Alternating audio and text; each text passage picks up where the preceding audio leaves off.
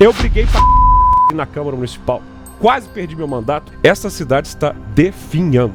A minha prioridade para os próximos 4 anos não é ficar de papinho, igual alguns candidatos estão na linha, vou andar na rua. Ô amigo, você já é político há anos. Para de querer enrolar. Anos se preparando para ser prefeito e aí você tem que enfrentar alguém que nos últimos 16 anos ficou apresentando um programa de televisão. Não ia trabalhar na Assembleia e ficava à tarde no seu programa de televisão. Mas se o eleitor quiser cair nessa, chore depois, daqui 4 anos. Poxa, votei tão esperançoso. Não. Você está avisado. Se você tira o Bolsonaro do Bruno Henrique, não resta nada. O Calil é um autocrata, eu sou um democrata. Quem elegeu o prefeito Calil em 2020, elegeu sabendo que 2 anos depois ele iria sair. E no lugar ficou um incapaz. Ó, amigão, você é senador da República. Você vai fazer agora? Não entende patavinas de ônibus, fica falando só bobagem. Eu sou candidato a prefeito. Eu não sou um artista de entretenimento. Não tem melancia no pescoço, não tem estratégia de corte para a internet, não tem circo. O tempo nas eleições 2024. Sabatina com os candidatos. Você bem informado para tomar a decisão certa na hora de votar.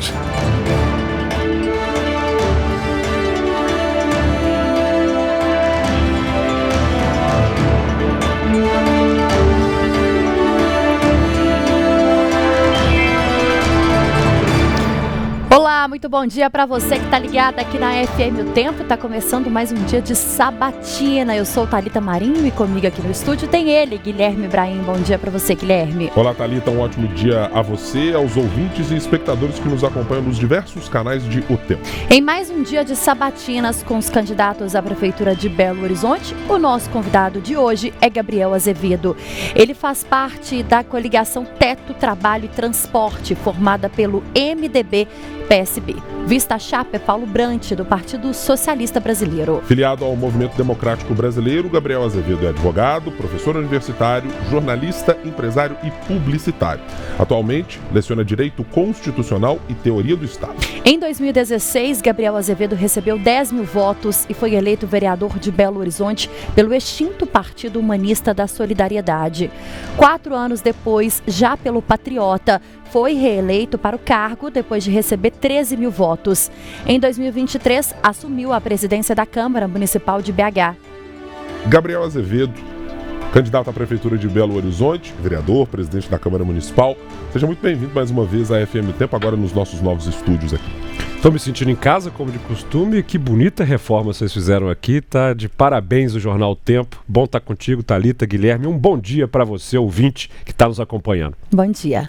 Vamos começar a nossa conversa sobre o plano macro. Gabriel Azevedo tem feito uma proposta bastante ousada já há muito tempo, com inspirações que vão de JK a outros ex-prefeitos que passaram por Belo Horizonte, de fazer, eu vou usar a palavra, revolução na cidade em 4 anos.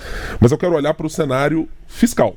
Belo Horizonte está chegando uma cidade para este próximo ciclo, apesar de o prefeito Fuad Noman dizer que o déficit apresentado na lei de orçamento não é tão significativo assim e é preciso esperar até a parte final, mas aponta para um cenário diferente do que foi a cidade nos últimos anos. Que tipo de preocupação se tem em relação a isso e o seu plano de governo consegue, se tiver um déficit na cidade, alcançar os feitos que o senhor propõe nos próximos 4 anos? Ótimo, Guilherme. Eu estou vendo e tive a curiosidade de ler todos os planos de governo e, em geral, eles não mostram como é que a gente potencializa a cidade de Belo Horizonte. Para quem está me ouvindo, deixa eu ser muito direto aqui. Nós estamos diante de uma eleição importantíssima que pode fazer com que a nossa cidade entre pelo caminho do abismo e do esquecimento, ou a gente pode, de fato, pegar um atalho para o futuro. Guilherme, essa cidade está definhando. É preciso deixar isso muito claro. Para quem quer ser um prefeito que se contenta com pouco, basta fazer o arroz com feijão, manter as contas mais ou menos em dia, só que essa pessoa não está olhando para o que acontece na região metropolitana e no planeta, e no Brasil.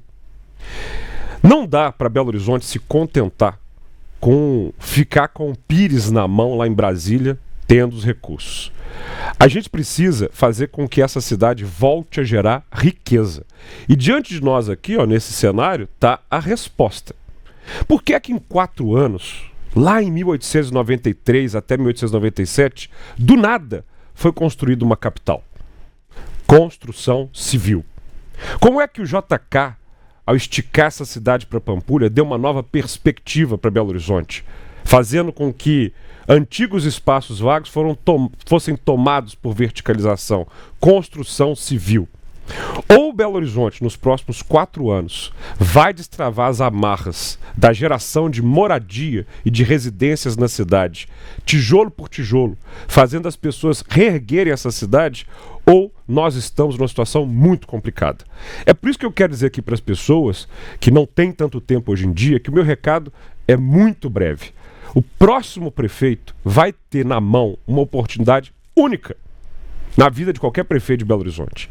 Ele vai discutir o plano diretor, 2 palavrinhas que mudam completamente a vida de quem vive aqui. Ou seja, você vai decidir se num lote de 120 por 120 nós vamos poder erguer um edifício que vai abrigar 1.000 pessoas, 2.000 pessoas, ou se nós vamos fazer com que esse lote fique vazio e esse prédio que seria construído na cidade vá ser construído na região metropolitana. Se isso não acontecer com intensidade em Belo Horizonte nos próximos 4 anos, eu digo para vocês, cidades acabam. Detroit, nos Estados Unidos, que não soube perceber que a indústria automobilística estava em transformação, definhou. Não viu que a Ásia estava sugando toda a produção automobilística e ela acabou. As casas ficaram vazias, os imóveis perderam os valores, as pessoas foram embora. Belo Horizonte, pela primeira vez na história, encolheu de tamanho. É porque há uma transação geracional, há uma mudança na natalidade, tudo isso está acontecendo no Brasil inteiro, mas a região metropolitana continua crescendo. Então, a minha prioridade para os próximos 4 anos não é ficar de papinho, igual alguns candidatos estão na linha, vou andar na rua, vou conversar com as pessoas, vou sentir o que está acontecendo. Ô amigo, você já é político há anos. Para de querer enrolar. Vamos falar da prioridade de um prefeito. Não é vontade de candidato, não. É por lei e por timing. O próximo prefeito tem 2 prioridades e todo candidato deveria estar falando disso. Plano diretor e contrato de ônibus. Plano diretor e contrato de ônibus. Vamos aprofundar um pouquinho mais em relação à construção civil. Vamos. A cidade cresceria para onde, Gabriel? Para cima, com os prédios, ocupando lugares que hoje estão vagos, desocupados, lotes que a prefeitura às vezes sequer consegue reconhecer, né? Porque há também aí um déficit, e no Brasil de uma forma geral, de espaços que são públicos ou privados, em contrapartidas, empresas que precisam chegar em Belo Horizonte, mas que precisam doar áreas ou ocupar terrenos, construindo também para moradia popular. Qual que seria o plano principal do plano diretor que precisa ser colocado em prática? Perfeito. Eu vejo a atual prefeitura fazendo propaganda de obras públicas. Muitas delas que infernizam a vida do cidadão e que vão ser paliativas em questão de 4 ou 8 anos. Eu quero obras civis. Eu vou pegar um exemplo prático. A Avenida Santos Dumont, no centro de Belo Horizonte. Todo Belo Horizontino conhece. Vamos caminhar aqui num exercício da Praça da Rodoviária, Praça Rio Branco, até a Praça da Estação, Praça Rui Barbosa. Se você olhar de um lado para o outro, você vai ver, por exemplo, lotes de um pavimento, às vezes um estacionamento, e às vezes abandonado. Você fala, poxa, mas nessa avenida tem BRT, logo adiante tem um metrô, tem linha de ônibus, tem táxi, tem ciclovia. Você pode ir dali para qualquer lugar. Como é que, ao contrário de outras partes do planeta, ali não tem um prédio residencial? Bom, se você pegar um lote nessa Avenida Santos Dumont, por lei hoje, você não consegue construir utilizando todo o terreno do lote. Uma regra impõe um recuo. Ou seja, você precisa afastar a fachada, você precisa diminuir nas laterais, e aí a área de um quadrado foi diminuída praticamente para o miolinho dele. Além disso, se você pensa para cima, um plano diretor votado em 2019 impôs uma cobrança chamada outorga para um limite de construção. A lógica era o seguinte, bom, vamos cobrar, porque aí quem quiser construir mais vai ter que pagar, isso vai para um fundo de habitação para gerar casas para as pessoas que mais precisam. E estava esse cara aqui lá na Câmara gritando, não vão arrecadar nada. E aí muita gente, claro que vamos, o tempo passou e a razão está aí. Não arrecadaram nada, porque Belo Horizonte não é uma ilha. As pessoas que não vão construir aqui vão fazer em Contagem, em Betim, em Nova Lima. Então, esse lote que está lá e poderia servir de moradia para 200, 300, 400 pessoas que hoje não conseguem morar nas áreas mais centrais e vão para a região metropolitana todo dia, nesse exato momento, estão nos ouvindo no rádio, passar raiva, indo de Santa Luzia para o centro da cidade, de Ibirité para o centro da cidade, de Nova Lima para o centro da cidade, poderiam estar morando ali. Só que para isso acontecer, nós precisamos mudar as regras. Vamos acabar com essa história de recuo. Gente, eu moro no centro da cidade, na Rua dos Tupis com o Rio de Janeiro.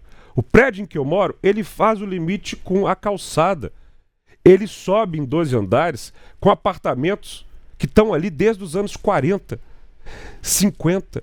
Se quisermos fazer esse mesmo prédio hoje, não consegue. Vamos pegar 2 símbolos de Belo Horizonte. O Acaiaca, que está ali na Afonso Pena, aquela joia Art Deco, e o Conjunto JK, uma joia modernista. Se hoje um arquiteto e incorporador quiserem fazer o JK e o Acaiaca, eles não conseguem.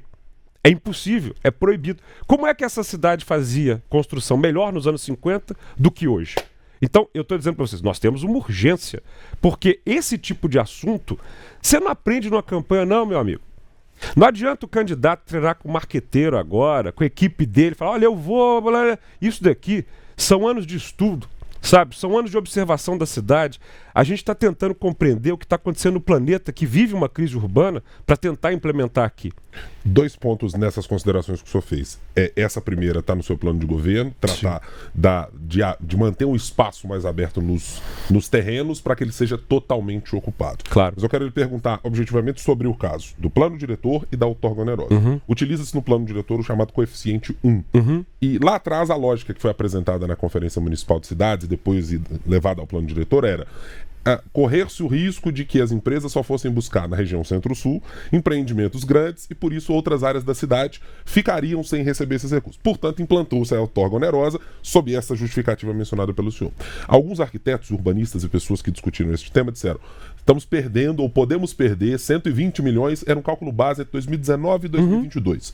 Podemos perder isso de recursos para outros investimentos. O senhor vai mudar o coeficiente, pretende mudar o coeficiente do plano diretor para quanto? E a outorga onerosa, ela vai ser modificada, ela vai ser extinta? O que o senhor pretende fazer? Está diante de nós aqui a cidade. Você precisa criar zonas de interesse. Então, por exemplo, na parte central ali, próximo à Praça da Estação, a Rio Branco, onde a gente tem aquela degradação completa, você não pode dificultar a construção. Você precisa facilitar. Onde há modais de mobilidade, vamos sair do centro, vamos para o São Gabriel. Você tem ali uma estação com MOVE, com metrô, e no entorno da São Gabriel você tem residências de baixa densidade. Ou seja, muita gente tem que sair de longe para vir para São Gabriel, para conectar e depois ir para o centro. Se ali já é um lugar de conexão, também pode ter mais residência localizada. Nós não estamos falando necessariamente de criar torres o tempo inteiro. Adensamento é uma palavra que eu sei que nem está tão no dia a dia, mas morar perto do trabalho, que é o que eu estou querendo aqui, não significa necessariamente torres gigantescas. Significa fazer com que as pessoas estejam próximas da conexão. Vamos dar outro exemplo. Universidade Federal de Minas Gerais, do lado do Colégio Militar de Belo Horizonte, aquela instituição maravilhosa que eu estudei. O bairro de São Francisco tem, em geral, galpões e construções de baixa densidade. Do lado da Universidade Federal, onde você tem professores, alunos, uma comunidade acadêmica, que é uma joia para essa cidade, que é maior do que vários municípios. Onde essas pessoas vivem? Se a gente transformar, por regra, através de outorga, ocupação, o bairro São Francisco numa zona de interesse de construção civil, e ali você tiver a construção de vários prédios residenciais, com o térreo cheio de fachadas ativas, em pouco tempo a construção civil transforma aquele lugar num lugar de interesse de moradia estudantil, de professores, com os térreos repletos de bares e restaurantes e ainda espaço para empresas de tecnologia que queiram se instalar lá. Já existe o BHTEC. Por que o BHTEC ele não floresce enquanto bairro? Você não chega caminhando. Você não vai para lá tomar uma num happy hour. Você não tem uma padaria, você não tem uma farmácia. Gente, a cidade ela tem que ter um componente de conexão. Você tem que acordar de manhã com a possibilidade de caminhando comprar pão. ir numa farmácia comprar remédio. Isso tudo é que vai movimentar Belo Horizonte. E por isso que eu bato muito no teto, porque com a construção civil se movimentando, nós vamos gerar moradia e eu vou resolver um problemão que o povo da minha cidade tem.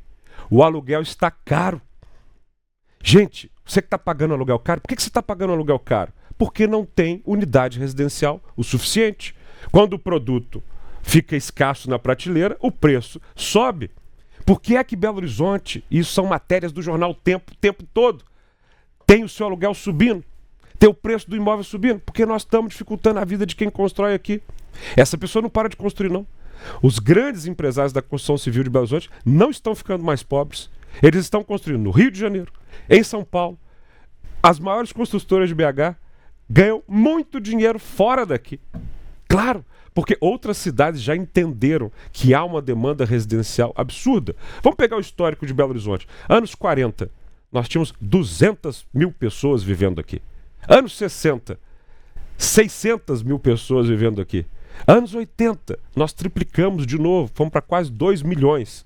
Então, há uma demanda residencial. E quando essa demanda não acontece onde tem estrutura, que são as partes mais centrais, onde você conecta por ônibus, já já a gente chega nesse assunto, elas vão se espalhando no território da cidade. Aí vocês querem ver como é que todos os problemas vêm disso?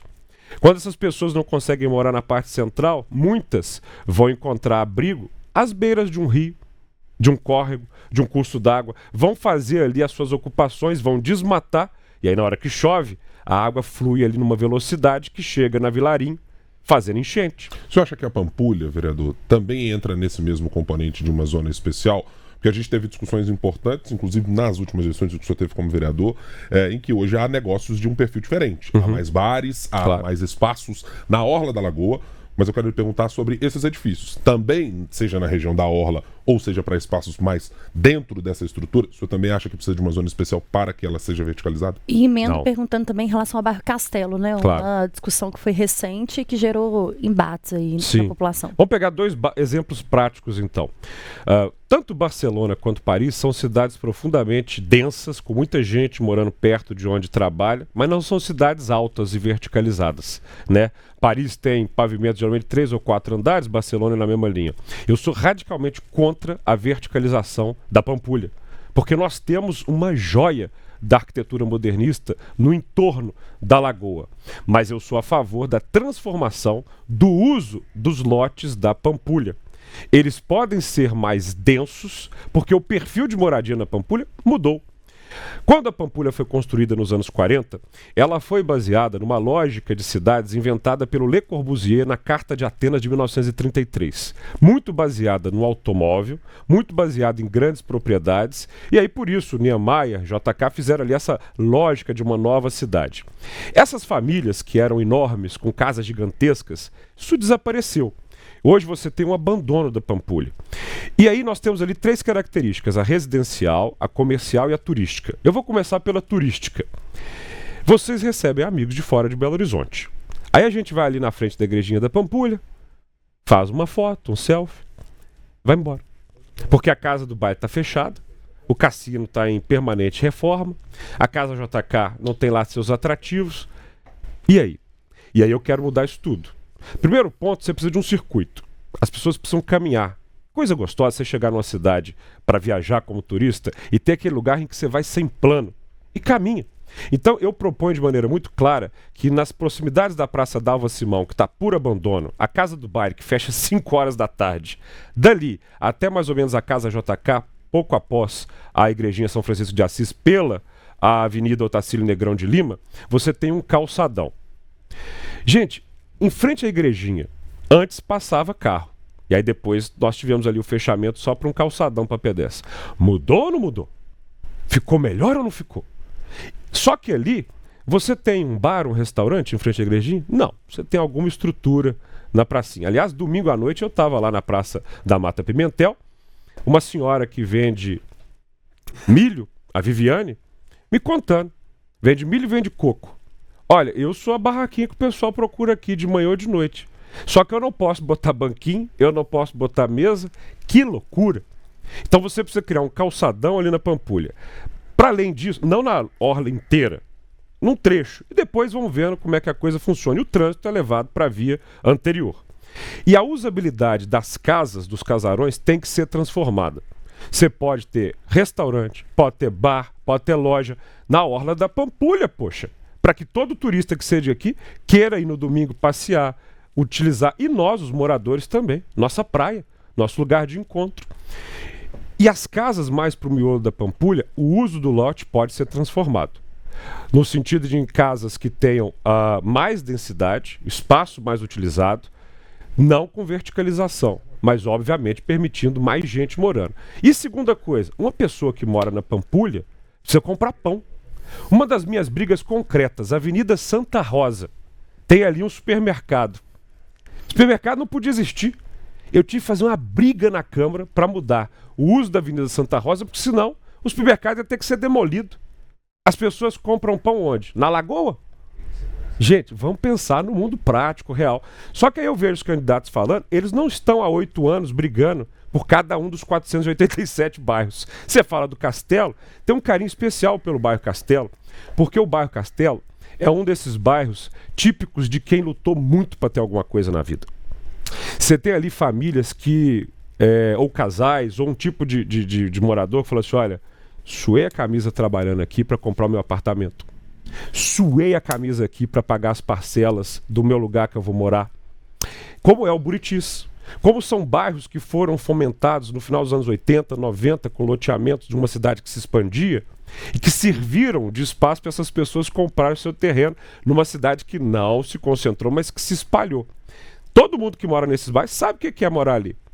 Uma dificuldade de ter mais comércio, uma dificuldade de ter mais estrutura pública, não tem centro de saúde, não tem o MEI. É a típica classe média que paga 2 vezes a conta. Paga os impostos para ter a saúde pública, mas sua camisa para pagar o plano de saúde. Paga os impostos para ter a escola, mas sua camisa porque quer uma qualidade melhor na escola particular. Esse cara já está estrangulado.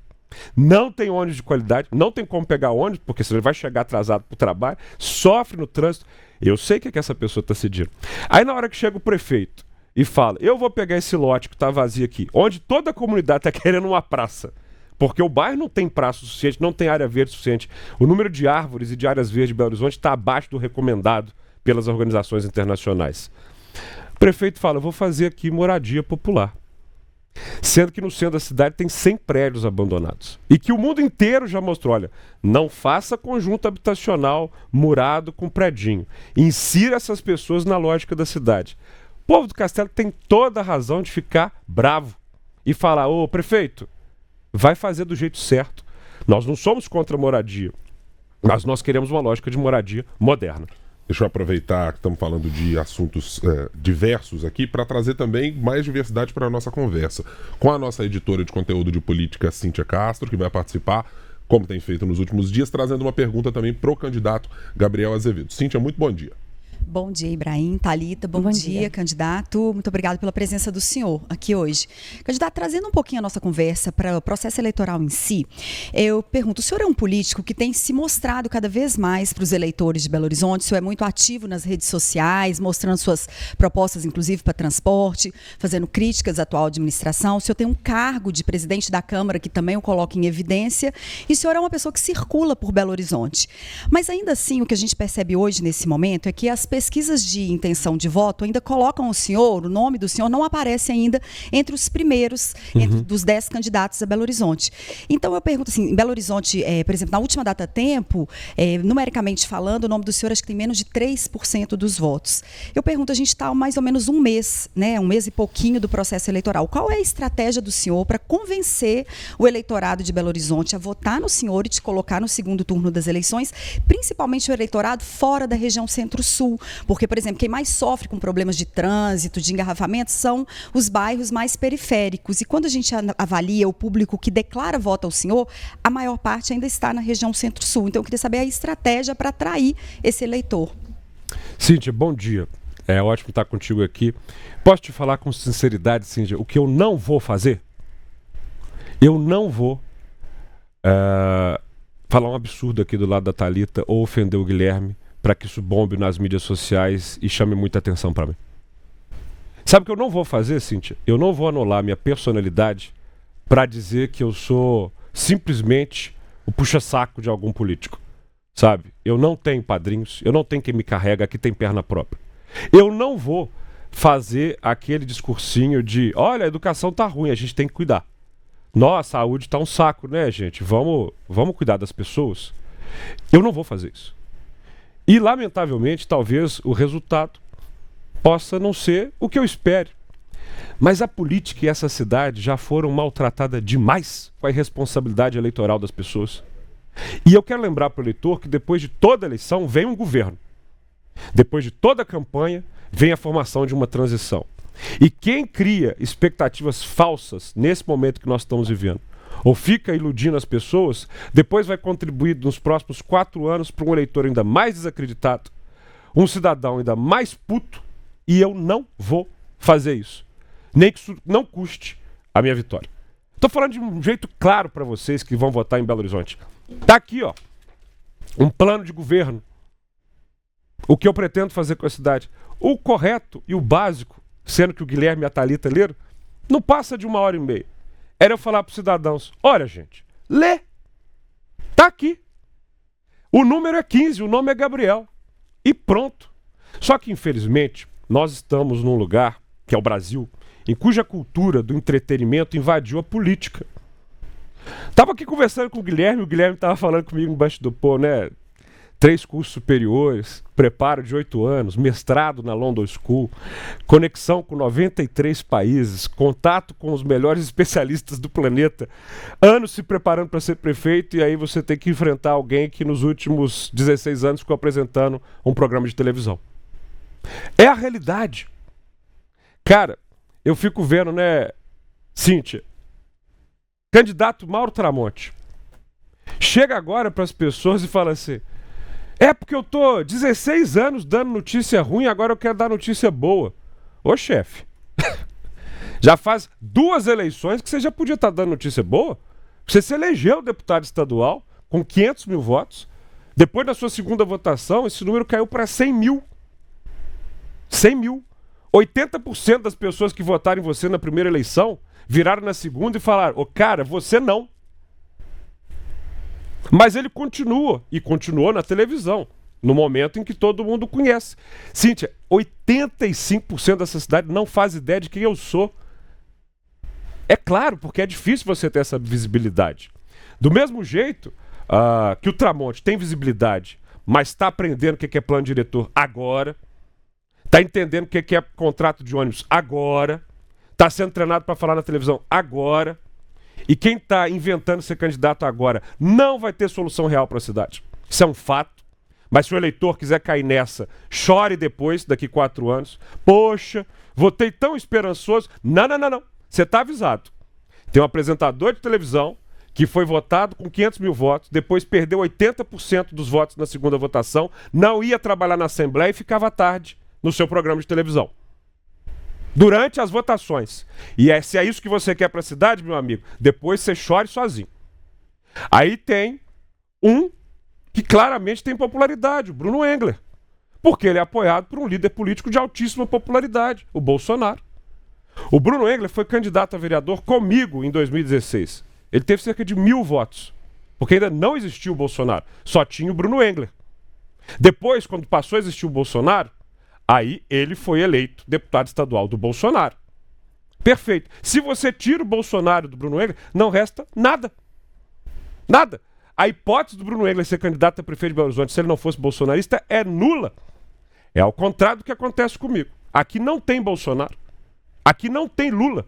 Aqui tem um Belo Horizontino completamente apaixonado por essa cidade. Vocês sabem, não estou mentindo. Eu falo isso assim com carinho, com respeito, porque eu não faço política para o âmbito nacional. Eu não faço política para o âmbito estadual, eu faço política para a minha cidade. Porque as pessoas deveriam fazer política para suas cidades. É onde a gente mora. Então, Cíntia, a estratégia é sincera. É mostrar quais são as ideias, como é que eu quero resolver o problema, contar qual é o meu número, dizer qual é a minha biografia e o que eu fiz até hoje. Não tem melancia no pescoço, não tem estratégia de corte para a internet, não tem circo. Aqui tem um assunto sério. E se o eleitor quiser optar pelo que ele sempre fez às vezes, que é cair nesses erros de ir no mais popular ou naquele que fala mais fácil, tudo bem. Eu não vou fazer caixa 2 para virar isso. Eu não vou fazer das tripas coração fazer isso, porque eu sou candidato a prefeito. Eu não sou um artista de entretenimento. Eu me preparei para ser prefeito e não para ficar na televisão convencendo as pessoas do que é impossível. Nós vamos agradecer a Cíntia Castro pela participação. Até a próxima, Cíntia. Candidato, eu queria aproveitar que nós falamos sobre Bolsonaro e Lula, né, sobre os padrinhos políticos que o senhor afirma que não tem, para falar também sobre o apoio do governador Romeu Zema, especificamente na chapa de Mauro Tramonte, porque tem Luísa Barreto, ex-secretário de governo, como vice. A que ponto o senhor acha que esse peso pode chegar nas eleições e se de fato esse peso acontece? Como fica esse cenário político nessa divisão com Lula, Bolsonaro, governador Romeu Zema, o ex-prefeito Alexandre Calil? Em 2020, o governador Romeu Zema já era governador? Sim. Em 2020, a Luísa Barreto foi candidata a prefeita? Sim. Sim. Quantos por cento dos votos ela teve? Vocês se recordam? Ela não foi eleita. A eleição foi decidida no primeiro turno. Cara, esse negócio de padrinho, ele ajuda na projeção da imagem. Obviamente porque você tem uma política muito tribalizada, em que as pessoas, de alguma maneira, escutam quem elas já estão juntas. Só que, no final das contas, a partir do dia 1º de janeiro, o prefeito está na cadeira. As decisões são dele. As decisões são dele. Todo mundo que votou no governador Romeu Zema para o seu segundo mandato sabia que estava votando no Zema. Ele está lá. Não foi alguém indicando o Zema. E aí tem um governador sentado na cadeira. No caso da Luísa e do Zema, eu digo para vocês, não é ele que vai governar. Ok? Mesma coisa aconteceu com o prefeito Alexandre Calil. Quem elegeu o prefeito Calil em 2020, elegeu sabendo que 2 anos depois ele iria sair para ser candidato a governador. Ele deixou claro para todo mundo que ia abandonar a prefeitura de Belo Horizonte. E no lugar ficou um incapaz. Um prefeito que não entende de política, não entende da cidade, não tem energia para fazer as coisas acontecer e, de maneira muito rudimentar, toca uma obrinha ali e acolá. Tanto que o próprio prefeito Alexandre Calil não apoia mais o atual prefeito. Se decepcionou com ele. E agora está querendo vender outro produto para a cidade. Só que essa configuração que envolve Mauro Tramonte, Luísa Barreto, governador Romeu Zema e Alexandre Calil não trata de Belo Horizonte e não trata de 2024. Vamos desenhar na sua tela. É 2026. Primeira preocupação do governador Romeu Zema em retirar a Luísa Barreto do jogo era não passar vergonha igual ele passou em 2020. Não vou deixar ela sair sozinha porque a gente sabe que o resultado vai ser pífio. Quantas vezes a Luísa Barreto esteve aqui para falar: eu não sou vice de ninguém, é a minha hora, é a hora da mulher, eu não abro mão da minha candidatura. Como é que vocês acreditam nisso? Agora está lá de vice. Por quê? Porque tomou uma ordem. Minha querida, você não vai ser candidata não, porque senão você vai prejudicar o governador Romeu Zema para 2026. Beleza? Segundo ponto. Por que o Calil entrou nessa história? Porque ele estava no PSD, onde a gente sabe que não tem mais nada para ele fazer. Em 2026, a candidatura ao governo ou é do Alexandre Silveira ou é do Rodrigo Pacheco. E ele não tinha mais espaço ali. Então ele estava procurando um lugar para ele ir para se movimentar para 2026. Pumba! Lá foi ele para o Republicanos, onde havia a candidatura do Mauro sendo construída. São 2 pessoas pensando em 2026. Gente, quando ele anunciou a candidatura, ele passou 1 mês enclausurado numa sala. Você chamava ele para dar entrevista, ele não vinha. Por quê? Não sabia o que falar. Ele está tendo treinamento expresso de candidato agora. São 2 padrinhos pensando nas suas vidas em 2026 e não em Belo Horizonte em 2024. Então vamos voltar a tratar aqui de Belo Horizonte, porque quero tratar do seu plano de governo numa questão que me parece ser bastante relevante. A cidade de Belo Horizonte se acostumou nas últimas, pelo menos 3 gestões, a lidar com parcerias público-privadas de uma maneira diferente do que teve lá nos anos 90. Não há mais um bicho-papão, ao que parece, como houve em outros momentos. É exitosa, podemos dizer assim com clareza, as PPPs relacionadas às EMEIs, e também a PPP de iluminação pública, que também prestam um serviço com mais agilidade para o cidadão, ainda restrito a determinadas áreas da cidade. Não alcançou uma totalidade do município. Sim. E o senhor está propondo uma parceria público-privada de zeladoria, que prevê no plano de governo englobar lixeiras, varrição, dentre outros itens, para modernizar o cuidado com a cidade. Eu quero tocar no ponto seguinte: remuneração de acordo com a qualidade do serviço. Sei. Como é que a prefeitura vai remunerar esse tipo de parceria? Como é que ele vai funcionar especificamente? É para ter uma lixeira, como hoje está em falta em várias da cidade, que a gente vê no centro da cidade? Como é que vai ser o desembolso disso e quanto o senhor estima que é preciso que a prefeitura coloque em contrapartida das empresas que podem vir nessa parceria pensada? Show de bola. Nós temos aí 9 regionais, todas tratadas igual lixo. Se você caminhar pela cidade hoje, Norte, Venda Nova, Barreiro, é lixo para tudo quanto é lugar, entulho. E, na boa, não pode chegar na mesa de um prefeito, um vereador, para conversar e falar assim: ô prefeito, eu estou precisando de uma lixeira na rua do meu bairro. Olha, é uma cidade muito medíocre. Se um prefeito está discutindo uma lixeira furada num bairro com um vereador, e isso acontece o tempo inteiro aqui, já faliu tudo. Porque, gente, isso é uma coisa tão básica. Não tem condições. Então, hoje você tem um contrato de lixo nessa cidade, e eu apontei os problemas que ele vivenciou.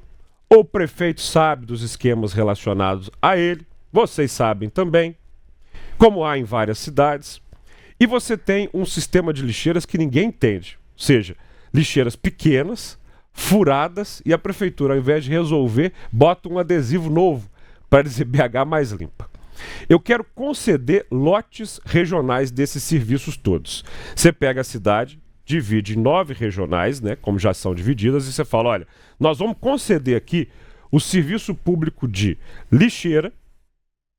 Então, as lixeiras têm que obedecer um padrão, e elas têm que estar com manutenção em dia, você tem que estar com elas, né, bem feitas, varrição, zeladoria como um todo, inclusive em alguns lugares com manutenção de calçada. Bota nisso tudo, poda, destoca, plantio. Você vai separar em lotes as cidades para empresas que quiserem oferecer este serviço. Você tem a regulação por parte da prefeitura. Sou um social liberal, acredito nesse modelo. Não é papel do Estado oferecer telefonia, mas é papel do Estado verificar com as agências reguladoras o serviço. Imagine se a gente ainda tivesse na Telemig, né? Que bom que isso mudou. Então, da mesma forma, você precisa colocar uma política mais eficiente no município. Concedendo esses 9 espaços para essas empresas que oferecem esse serviço já no Brasil todo, você passa a não ter isso como um problema do governo. Você remunera, isso acontece, e aos poucos você vai tirando isso da administração pública. Mesma coisa, imagina se na Câmara Municipal, eu enquanto presidente, fizesse uma ampla contratação de quem fosse organizar o serviço de limpeza da Câmara Municipal. Estou fazendo aqui um concurso, vou contratar as pessoas para fazer a limpeza da Câmara. Não. Você contrata uma empresa que garante que as lixeiras vão estar vazias, que o café vai ter servido, que a luz vai ser trocada. Isso é tão óbvio em qualquer cidade do planeta. E aqui em Belo Horizonte, a gente prefere o outro caminho. Sabe por que tem muita gente que não fala disso? Porque se tem o serviço público de limpeza, consegue colocar os aparelhados lá. Se tem a coisa da arvorezinha, do quebra-mola, do passeio, consegue fazer as trocazinhas com o vereador para ficar naquele joguinho político que todo mundo consegue. Então deixa eu fazer uma comparação, vereador. A gente teve uma mudança muito significativa e terá com a Secretaria de Mobilidade em relação ao que é a BH Trans. Como ela vai caminhar para uma mudança nesse sentido, para sua extinção no futuro ou para adequação para serviços muito específicos. O senhor pretende fazer o mesmo, por exemplo, com a SUDECAP, com a SLU, com esse tipo de entidade que presta serviços desse tipo de zeladoria? Claro. Estou deixando isso claro aqui. É o que eu sempre fiz.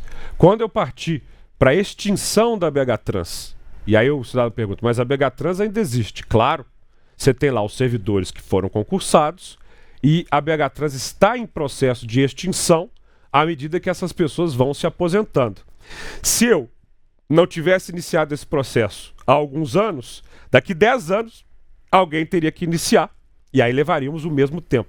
Porque a gente não governa uma cidade para o nosso momento. Os grandes feitos de impacto de um prefeito são a longo prazo.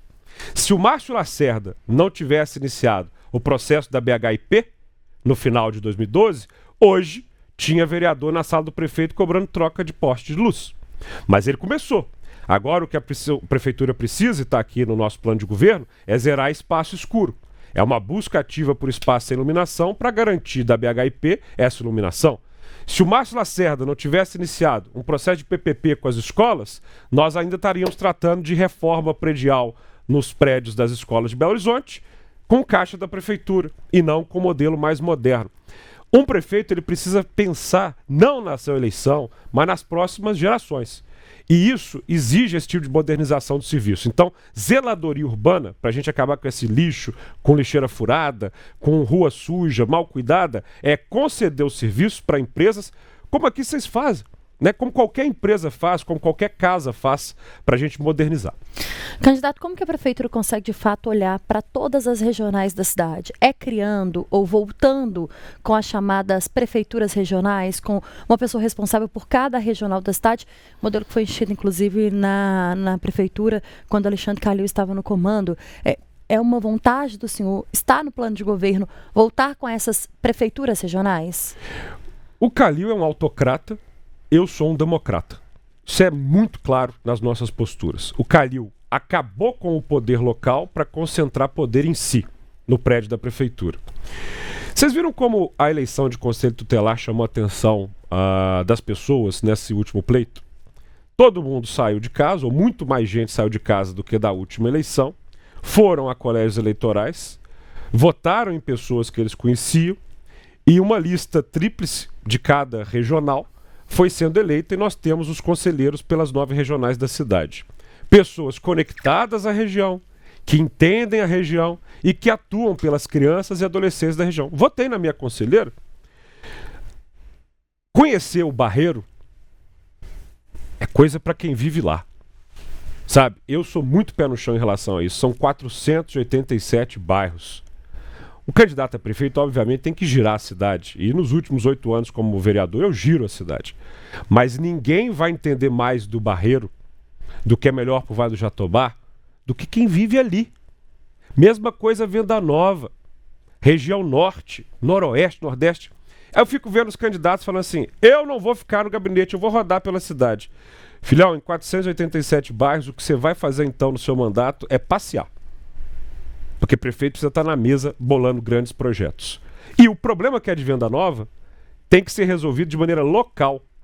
Por isso, mais do que recriar regionais, eu quero prefeituras regionais, onde a população, aos moldes do Conselho Tutelar, vai eleger um responsável para ficar ali, vai me apontar uma lista de 3 nomes e entre esses 3 nomes eu escolho um para nomear como o prefeito regional.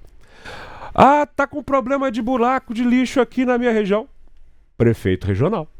Claro que a responsabilidade é do prefeito como um todo, que faz a coisa funcionar. Mas concentrar o poder, em Betim não é assim. O Vitório Medioli tem uma cidade muito melhor administrada, muito melhor com zeladoria, porque ele distribui o poder nas 10 regionais de Betim. Ao contrário do que foi feito em Belo Horizonte. Então comigo é prefeito regional, gente do bairro, gente da região, escolhida pela região, num governo democrata de verdade, que valoriza a democracia municipal de verdade. Vamos aproveitar para trazer mais uma participação à nossa sabatina com o candidato Gabriel Azevedo. Agora ela vem de Brasília com a nossa editora de política, Larissa Arantes. Seja bem-vinda. Larissa, bom dia. Bom dia a todos, bom dia, candidato. Queria saber do senhor a respeito das demandas municipais, mas que requerem aí uma articulação com o Congresso, por exemplo, requerem aí essa articulação nacional. Caso o senhor seja eleito, o senhor vai ter essa disposição de participar dessas negociações? E cito aqui como exemplo a PEC 66 de renegociação das dívidas previdenciárias dos municípios, que foi aprovada no Senado nesse mês, segue agora para análise da Câmara e que era considerada aí uma das principais demandas dos municípios. Queria saber do senhor, se eleito, se vai ter essa disposição de encabeçar, participar da articulação para essas questões que demandam aí esse corpo a corpo aqui em Brasília. Obrigado pela pergunta e sim, a resposta é muito. Primeiro, eu pretendo, enquanto prefeito, não ser apenas um síndico. E digo mais, ser síndico é muito importante. Já fui 2 mandatos no meu prédio. Mas eu digo que não é só cuidar de zeladoria e de projetos locais. Você precisa ser um líder metropolitano. Enquanto prefeito de Belo Horizonte, eu quero unir a região metropolitana, sentar na mesa com o prefeito de Betim, Contagem, Nova Lima e fazer aqui a nossa integração. Integração para um bilhete único, para a limpeza da Pampulha, porque se você não une os seus vizinhos, você não vai unir para além deles. Então essa é a primeira prioridade. Segundo ponto, eu já faço isso. Recentemente eu sentei com a ministra Simone para pedir 100 ônibus elétricos para Belo Horizonte. Estão chegando. Pedi, aprovamos a lei em 2 turnos na Câmara, vocês já vão começar a ver circular ônibus que não polui e que não faz barulho na cidade. Mas não é só trazer ônibus. Eu defendo muito um projeto que é o Sistema Único de Mobilidade, que está tramitando aí em Brasília, para que as regiões metropolitanas que cumpram alguns tipos de indicadores recebam aporte federal para que a gente possa subsidiar mais o nosso sistema de mobilidade. Mas não é só isso. Por que é que o Rio de Janeiro tem o Eduardo Paes, que consegue liberar um prédio federal, que é o edifício à noite na Praça Mauá, para retrofit fazer residência, e nós estamos com um estoque enorme de edifícios que são do governo federal aqui em Belo Horizonte, sem usabilidade? Porque não tem diálogo. Minas Gerais tem 53 deputados federais. A maior parte deles, eu tenho WhatsApp no telefone. Converso quando quero. Ligo. Inclusive tenho uma relação de amizade com muitos, de ir aí nesse espaço onde você está, desse belo desenho do Burle Marx, e à noite conversar no jantar. Quem conhece Brasília, como eu conheço, sabe que tem que ficar de manhã cedo até a noite e os jantares vão até altas horas. Política, gente, não é só aqui na bancada do Tempo ou no plenário, não. A política se dá nos jantares, nos almoços. O prefeito Eduardo Paes, e que eu cito mesmo, elegeu o deputado federal. Ele sabe fazer do próprio governo uma máquina política positiva para colocar os seus representantes lá em Brasília. Tem secretário dele que virou deputado federal, outro secretário virou deputado federal e falou, seu papel lá, amigo, é cuidar do Rio de Janeiro. Cadê a bancada de Belo Horizonte em Brasília? Cadê a bancada dos deputados federais de Belo Horizonte? Vocês já viram quanto que é difícil sair deputado federal daqui, alinhado com o prefeito? Os deputados federais que, porventura, são eleitos com uma votação majoritária em Belo Horizonte são completamente desconectados da prefeitura, porque esta prefeitura, com Alexandre Calil e Fuad Noman, não fizeram política, no bom sentido da expressão. Então, não se trata apenas de ir aí tomar um cafezinho e conversar nos gabinetes, sabe? Se trata de um projeto a longo prazo para Belo Horizonte, em que Belo Horizonte se coloca como um agente político em Brasília, como uma fábrica de políticos que vão para Brasília defender. Eu quero, estou fazendo isso, batalhando para que chapas de vereadores elejam colegas meus. Ajudei a formar a chapa do Republicanos, ajudei a formar a chapa do MDB, do PSB, do Cidadania, do PSDB, e já vislumbro alguns desses colegas que querem disputar eleições para deputado federal. Tem outras pessoas na cidade que querem disputar, e eu vou apoiar fortemente. Sabe por que eu vou fazer isso? Porque eu já faço. E em 2017 eu criei uma escola de política, o Renova BR, e vários dos políticos brasileiros das 27 unidades federativas passaram por um processo de treinamento que eu concedi. Muitos dos deputados aí no Planalto me conhecem e sabem que aqui tem um cara que gosta de se conectar politicamente para trazer resultado. Então vou fazer isso, vou fazer muito. A Prefeitura de Belo Horizonte, no seu último andar, tem um grande salão. JK utilizava aquele espaço muito particular para conversar com as pessoas. Ele está vazio há anos. Não acontecem recepções, não acontecem encontros. E o meu apartamento no centro, como de costume, vai servir para receber muita gente, para a gente conversar da cidade, olhando para a Praça 7, discutindo os problemas e trazendo, sobretudo, o que eu quero de Brasília aqui: recurso. Belo Horizonte precisa trazer dessa cidade aí recurso, porque o que está aí vem de imposto nosso. Está na hora de voltar. Muito obrigada, Larissa Arantes, nossa editora de política na Capital Federal. Candidato, vamos falar um pouquinho sobre mobilidade, sobre transporte público, já que nós estamos caminhando aqui para o fim da nossa sabatina. Mas o senhor citou a questão do bilhete único. Todos aqueles que nós recebemos aqui durante esses dias de sabatina, desde terça passada, né, Guilherme? Completando então uma semana, falam sobre a possibilidade de, sim, se criar um bilhete único. Mas como? Todos os candidatos que você recebeu aqui não fizeram absolutamente nada pelos ônibus da cidade nos últimos anos. Eles resolveram descobrir que nós temos problema de ônibus agora que eles são candidatos, ok? E vamos deixar claro, não tem outsider nessa eleição de Belo Horizonte. Não tem nenhum bebezinho que está começando a carreira política agora. Tem 2 apresentadores de televisão que já são políticos há pelo menos 6 anos. Vou fazer agora, estou pensando agora. Ô, amigão, você é senador da República, você vai fazer agora? Quando eu vejo o Viana vir aqui e defender cobrador de ônibus, eu penso se a próxima meta do governo dele é iluminação a gás. Cara ultrapassado, dando uma ideia completamente do passado para Belo Horizonte. Tem que tirar qualquer centavo de dentro do sistema de ônibus para evitar corrupção. Ele fica aí, porque Gabriel deu dinheiro. Ô, Viana, se você está muito preocupado com o dinheiro que foi concedido para as empresas, o senhor mexe o seu mandato, vai lá no Ministério Público e pede para me investigar. Por que você não fez isso ainda, cara? Para de discursinho vazio, ou então vem aqui e fala, eu quero a passagem de 9, 10, 11, 12 reais ao invés do subsídio. Não entende patavinas de ônibus, fica falando só bobagem. Só bobagem. É senador da República e diz que vai enxotar pessoas em situação de rua da cidade. Quero ver se ele vai carregar ele próprio. Vamos falar do jeito certo, o que a gente já fez pelo transporte de ônibus aqui em Belo Horizonte. São Paulo tentou mudar o sistema de cobrança por passageiro para quilometragem em 2019. Eles estão numa fase de transição há anos. Nós fizemos aqui da noite pro dia. Eu briguei pra cacete ali na Câmara Municipal. Quase perdi meu mandato. Por quê? O sistema que funcionava em Belo Horizonte era assim. Cada passageiro paga uma passagem e essa passagem remunera o sistema todo. Claro que o empresário deixava de fazer o ônibus passar o tempo inteiro, juntava todo mundo igual uma sardinha dentro do ônibus, porque aí ele lucrava mais.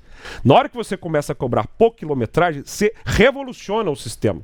Porque as viagens são feitas com GPS, você remunera por elas e você tem um controle. Se o ônibus não tem ar-condicionado, corta o subsídio. Se não tem suspensão, corta. Está faltando, é claro, pulso da prefeitura para fazer isso acontecer. Isso foi muito importante para o sistema de ônibus da nossa cidade. Da mesma maneira, enquanto presidente da Câmara, eu economizei quase 140 milhões, mais de 120 milhões de reais. Viana, quantos ônibus novos você colocou na rua de Belo Horizonte como senador? 0. 0. Já tem quase 800, porque esse vereador que brigou muito e economizou com os outros colegas dele na Câmara o dinheiro para passar para a prefeitura para comprar. Segundo ponto, vi o Tramonte vir aqui prometer tarifa zero. Enquanto uns prometem, eu já fiz. Tarifa zero, numa cidade do tamanho de Belo Horizonte, de acordo com o meu mestrado, de acordo com os estudos que eu fiz, não é a solução para mobilidade. Mas tarifa zero é fundamental enquanto política social. Tá aqui, ó, muito prazer, Gabriel Azevedo, vereador há 8 anos, que criou o tarifa zero em Belo Horizonte. Se tem gente aqui, ó, na favela da Serra, usando hoje um transporte público gratuito, é porque eu briguei muito na Câmara Municipal. E quando eu estou lá caminhando, ao lado do meu colega vereador Gilson Guimarães, e pergunto para uma criança, o que mudou na sua família com tarifa zero? E ela responde, agora eu como iogurte? Eu sei o que eu fiz como vereador. Dá para expandir para outras áreas que têm o mesmo perfil e o aglomerado da Serra? Pode ser a Cabana do Pai Tomás, a Pedreira do Lopes e outras cidades? E isso já é uma das nossas ideias. O tarifa zero que a gente criou na Câmara para vilas e favelas, foi um passo importante. Há anos, os estudantes dessa cidade brigavam pelo passe livre integral. Chegou o vereador aqui, entendeu essa luta e falou, vamos fazer. Pela primeira vez tem passe livre para estudante do ensino médio, para EJA. Tem que expandir para todos os estudantes da cidade. O custo dos tarifas zero que a gente criou não chegam a 10 bilhões por ano. E o impacto é muito grande. Vou interromper de novo, desculpe, vereador, porque nesse ano o volume de subsídio é de pouco mais de 300 milhões de reais. Para fazer essa expansão que o senhor propõe, é preciso alargar esse recurso? Sim. Você precisa alargar tô falando de 9 milhões para cerca de 20 bilhões anos. Sim. E aí você coloca, primeiro, outra coisa que nós tentamos aprovar na Câmara e o prefeito atual não deixou, tarifa zero, sábados, domingos e feriados. Proposta nossa na Câmara Municipal que o prefeito atual vetou. Então, tá trazendo aqui algum candidato isso? Não é novidade, não. A Câmara já tentou fazer e o prefeito orientou contra. Se o senhor for prefeito, vai ser uma realidade. Tarifa, claro. Não é só porque é uma realidade como candidato, é o que eu tentei fazer agora como vereador. Nós temos que cuidar do sistema suplementar, os amarelinhos, que atendem tão bem a população. E, gente, é o que eu falei no começo da entrevista. O próximo prefeito vai ser responsável pelo principal motivador de mudança no contrato. O contrato termina em 2028. O próximo prefeito tem que sentar na mesa e entender o que vai fazer. Então, 3 pontos básicos que eu quero deixar aqui. 1. Particionar o serviço. Isso é crucial. Não dá para um contrato ter... nós vamos aqui fazer um contrato para garagem, nós vamos fazer aqui um contrato para veículo, para combustível, tudo num contrato só. Isso daí é corrupção. Cartel. Tem que particionar. Garagem é com uma pessoa, o ônibus é com outra, sem trocador, só digital, sem um centavo de dinheiro, papel, moeda circulando nos veículos, zero. Então você tem que ter toda uma questão de particionar o serviço. Segundo ponto crucial para o contrato de ônibus ser diferente, você ter o processo de integração de dados. Hoje, mais ou menos 300 pessoas participaram do meu estudo de mestrado, gente que usa carro para sair de casa e ir para o trabalho, do trabalho para casa. Você topa num dia comigo pegar o ônibus, ir para o trabalho, passar lá o dia inteiro, voltar, vamos ver como é que é essa experiência? Para o cidadão que usa o carro, a qualidade e o tempo são cruciais. E ele precisa, de uma maneira muito simples, num celular, entender onde é que está o veículo, quantas pessoas estão lá, e ele não tem que ter um cartão, não, ele tem que pegar um cartão de crédito de aproximação, passar ali e está tudo certo. O sistema de embarque tem que ser veloz. A gente perde muito tempo na hora que o ônibus para no ponto e a pessoa tem ali, cobra moedinha, troca. Não é o trocador, pelo amor de Deus, isso é resolver com ideia do passado. É digitalização completa. E se tem uma parcela da sociedade que ainda tem uma dificuldade com isso, a gente ensina. A gente não vai punir a cidade inteira por um atraso digital. A gente ensina essa pessoa a usar. Então o segundo ponto é colocar muita tecnologia no serviço de mobilidade da capital. E o terceiro ponto crucial é a implantação de um modal de VLT. Do mesmo jeito, e o Jornal Tempo fez uma boa matéria sobre isso hoje, que eu quero demolir, colocar abaixo ao complexo da Lagoinha, fazendo aqueles viadutos todos desaparecerem, passar túnel ali por debaixo, eu quero inaugurar o sistema de VLT de Belo Horizonte, a partir da Afonso Pena. Comigo na prefeitura não é ciclovia na pista do meio. É você ter na pista ali central da Afonso Pena o início de um sistema de VLT, veículo leve sobre trilhos, que substitui aos poucos o erro que Belo Horizonte cometeu no passado. Em 1947, nós batemos o pico de uso de transporte sobre trilhos da cidade. Isso foi completamente desmontado a partir dos anos 50 e 60 para trazer o ônibus, o diesel, a poluição, o barulho. Nós precisamos reverter essa história, começando a erguer de novo na nossa cidade um sistema de VLTs funcional, não poluente e sustentável, porque esta cidade merece e precisa voltar a sentir orgulho dela própria. Candidato a prefeito de Belo Horizonte, Gabriel Azevedo, do MDB, muito obrigado pela participação aqui na nossa sabatina e pela vinda aos nossos estudos agora na sua estreia por aqui. Eu gostei demais, é sempre bom estar com vocês e, ainda que seja uma hora, temos aqui no plano de governo pessoas em situação de rua, regularização fundiária, requalificação, habitação, fiscalização, esporte, turismo, religiosidade, diversidade, juventude, idosos, mulheres, igualdade racial. É só você acessar gabriel15.com.br. Me dá esse tempinho de um dia seu. Lê o nosso plano de governo, segue a gente nas mídias sociais, presta atenção nessa eleição, porque é o seu futuro e um votinho pode custar muito caro se ele for errado no futuro da nossa cidade. Muito obrigada, candidato, pela participação. Amanhã a gente encerra as sabatinas com os candidatos à Prefeitura de Belo Horizonte. Vai ser a vez de receber Duda Salaber, a candidata pelo PDT. A gente te espera a partir de 8 da manhã. Tchau.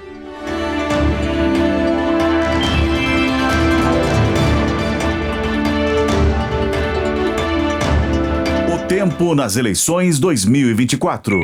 Você bem informado em todas as plataformas.